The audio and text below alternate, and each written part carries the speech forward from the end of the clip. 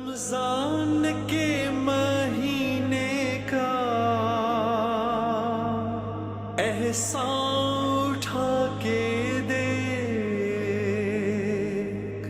जो कुछ कहा अल्लाह ने उसको निभा के दे।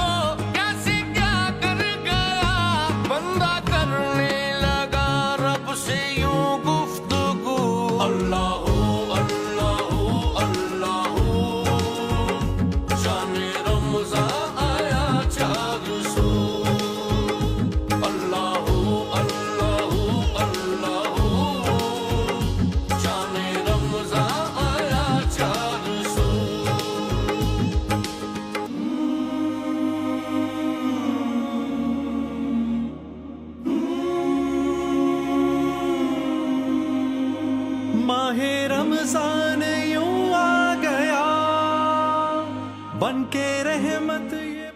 अलखिदमत फाउंडेशन पेशावर हर साल की तरह इस दफ़ा भी रमज़ानुल मुबारक के लिए फ़ूड पैकेज का प्रोग्राम बनाता है। इस दफ़ा भी इंशाल्लाह हमारे अलखिदमत फाउंडेशन पेशावर के ज़रिए से हमारा आज से फ़ूड पैकेज का आगाज़ हो चुका है, जो कि ये मुखय्यर हज़रात के ज़रिए से मुमकिन हो जाता है।